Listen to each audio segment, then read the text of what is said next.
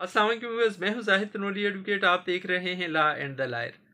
Stay order क्या होता है? स्टे किस कानून के तहत दिया जाता है? स्टे लेने के लिए कौन सी ऐसी बुनियादी शराइत हैं जो मुद्दई मुकदमा को पूरी करनी है, यानी स्टे लेने वाले शख्स को पूरी करनी है?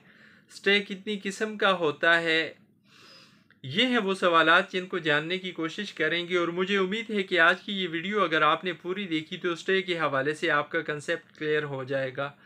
लेकिन मौजू पर बढ़ने से पहले आपसे गुजारिश, अगर आप चैनल पर नए हैं, आपने चैनल सब्सक्राइब नहीं किया हुआ तो चैनल को सब्सक्राइब करें, लाइक करें, बेल आइकन प्रेस करें ताकि लीगल अवेयरनेस के हवाले से हर नई आने वाली वीडियो बर वक्त आप तक पहुँच सके।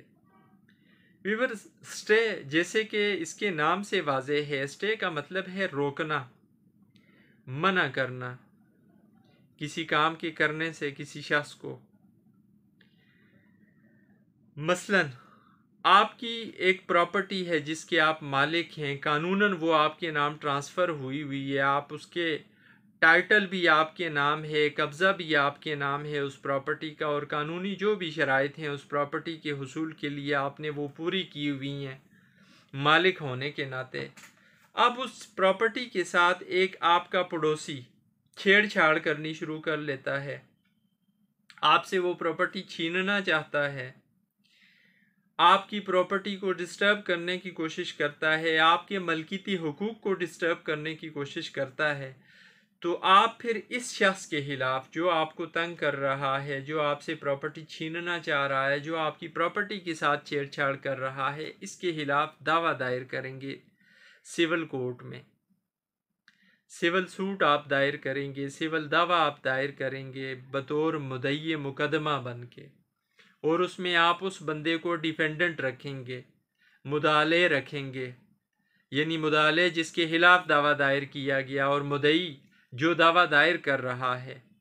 और इस दावे के साथ आप एक स्टे की एप्लीकेशन भी लगाएंगे, और उसमें आप अदालत से ये रिलीफ मांगेंगे कि इस शख्स को रोका जाए इस गैर कानूनी काम से, कि ये मेरी प्रॉपर्टी के साथ गैर कानूनी तरीके से छेड़छाड़ न करे, गैर कानूनी तरीके से मेरी प्रॉपर्टी मुझसे छीनने की कोशिश न करे।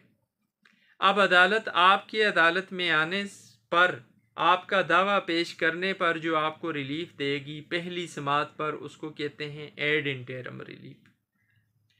एड इंटेरम रिलीफ दूसरी पार्टी की एब्सेंस में अदालत देती है, और उसमें अदालत उस शख्स को मना करेगी, उसको ये कहेगी कि आपने छेड़छाड़ नहीं करनी इस प्रॉपर्टी के साथ, इस जायदाद के साथ किसी भी तरह से गैर कानूनी तरीके से, नेक्स्ट डेट ऑफ हियरिंग तक। अब यहाँ ये बात ज़रूरी है बतानी कि कानून शराइत क्या रखता है स्टे लेने वाले शख्स पर, कि वो कौन सी शराइत पूरी करे। पहली शर्त यह है कि वो बंदा गलत बयानी से काम न ले, जो अदालत में आया है सच्ची खरी बात करे, कोई बात मुबहम ना रखे, अदालत से कंसीलमेंट ना करे, सच्चा बंदा होना चाहिए, कोई गलत काम करके ना आया हो, गैर कानूनी काम ना किया हो इसने इस प्रॉपर्टी की बाबत, कानूनी तरीके से वो प्रॉपर्टी इसके नाम ट्रांसफ़र हुई है, कानूनी तौर पे ये कानूनी मालिक है, कानूनी तौर पे प्रॉपर्टी पर काबिज है।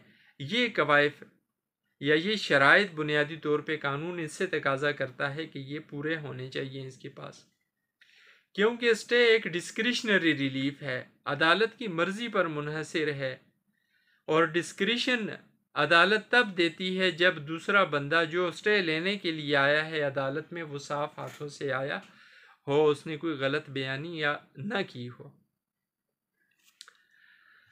स्टे किस कानून के तहत देती है अदालत? स्टे देती है अदालत, बेसिकली जो प्रोसीजर है वो CPC की ऑर्डर 39 रूल 1-2 में बयान किया गया है, और इसके साथ जो दूसरा कानून है वो स्पेसिफिक रिलीफ एक्ट है। स्पेसिफिक रिलीफ एक्ट की सेक्शन 52 से लेकर 57 तक डील करती हैं स्टे देने और स्टे न देने के हवाले से, और स्टे की एग्जाम के हवाले से। अब जो पहली डेट पे स्टे दिया अदालत ने, उसको एड इंटेरम स्टे कहते हैं, यानी अभी दूसरी पार्टी नहीं आई, उस पार्टी की एब्सेंस में जो स्टे दिया अदालत ने, रोका उस शख्स को कि आप ये काम ना करो, इसको एड इंटेरम स्टे कहा जाता है। जब उस शख्स को नोटिस मिल गया डिफेंडेंट को, वो अदालत में आया, पेश हुआ, उसने अपना जवाब जमा करवाया और दरख्वास्त जो दी हुई थी मुद्दई मुकदमा ने उसका भी जवाब जमा करवाया। अब एक नई बात अदालत के सामने आ गई है, उसका मौक़िफ़ भी आया। अब अदालत दोनों फरीकों को सुनेगी और दोनों फरीकों को सुनने के बाद फिर अगर अदालत को ये लगता है कि हाँ मुद्दई मुकदमा हक पे है, सच पे है, तो इस डिफेंडेंट को रोका जाए। जब तक मुकदमे का फैसला नहीं होता उस वक्त तक इसको रोका जाए कि ये किसी तरह का गैर कानूनी काम ना करे, कब्ज़े में मुहल ना हो, कब्ज़े को डिस्टर्ब ना करे, इसके मलकीती हकूक़ पर असरअंदाज ना हो, तो फिर अदालत इसकी स्टे की दरख्वास्त को मंजूर करेगी और इंटरम स्टे देगी। इंटरम रिलीफ यानी दावा चलने की मुद्दत के टाइम पीरियड के दरमियान अदालत इसको स्टे दे देगी। अब दावा जब डिसाइड हो जाता है, शहादत हो जाती है, शहादत आने के बाद अगर अदालत को लगता है कि मुद्दई मुकदमा सच्चा है, सच्ची बात कर रहा है, तो फिर अदालत उस स्टे को परमानेंट कर लेगी। उस डिफेंडेंट को जिसके खिलाफ दावा दायर किया गया है उसको परमानेंटली हमेशा हमेशा के लिए रोक देगी कि आपने इस तरीके की कोई छेड़छाड़ कभी भी इस शख्स की प्रॉपर्टी के साथ नहीं करनी, क्योंकि ये कानूनी तौर पे इस प्रॉपर्टी का मालिक है, इसका काबिज है, ये इसके हुकूक में शामिल है इस प्रॉपर्टी का इस्तेमाल करना, आपने इसको किसी तरीके से नहीं छेड़ना। ये हो गई बात एड इंटरम और परमानेंट इंजेक्शन की।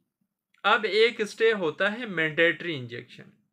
ये अक्सर अवकात सरकारी महकमों के खिलाफ लिया जाता है, जिसमें आप सरकारी किसी महकमे के खिलाफ जब आते हैं, फ़र्ज़ करें यही मामला है, इसमें रेवेन्यू वाले भी हैं, रेवेन्यू वालों को भी पार्टी किया हुआ था मुद्दई मुकदमा ने, और रेवेन्यू वालों पे इसने इल्ज़ाम ये लगाया हुआ था या मौक़िफ़ इसने ये रखा हुआ था कि डिफेंडेंट के कहने पे महकमा माल वाले माल के कागजात यानी जो प्रॉपर्टी के टाइटल डॉक्यूमेंट हैं, रजिस्ट्री है, इंतकाल है, उसमें शरारत कर रहे हैं, उसको चेंज करने की कोशिश कर रहे हैं। इनको रोका जाए कि ये मेरे कागजात के साथ छेड़छाड़ न करें, मेरे मलकीती हुकूक के कागजात के साथ छेड़छाड़ न करें डिफेंडेंट के कहने पे।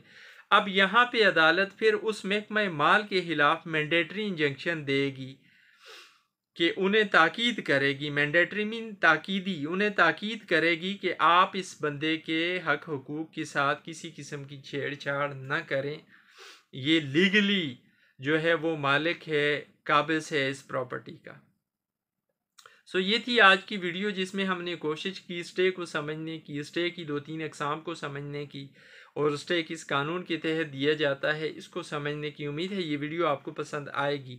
मौजू बड़ा लंबा है, इसको कोशिश किया सम अप करने का, समराइज़ करने का। वैसे तो इस पर घंटे की वीडियो भी बनाई जाए कम है, लेकिन टाइम को भी देखा जाता है, व्यूवर्स बोर ना हो इस चीज़ को भी देखा जाता है। आप स्टे के हवाले से कोई सवाल पूछना चाहते हैं तो कमेंट बॉक्स में अपना सवाल लिखें, आपको आपके सवाल का जवाब दिया जाएगा। आखिर में फिर गुजारिश आपसे, अगर आप चैनल पर नए हैं, आपने चैनल सब्सक्राइब नहीं किया हो तो चैनल को सब्सक्राइब करें, लाइक करें, बेल आइकन प्रेस करें ताकि लीगल अवेयरनेस के हवाले से हर नई आने वाली वीडियो पर वक्त आप तक पहुंच सके। थैंक्स, अल्लाह हाफिज़।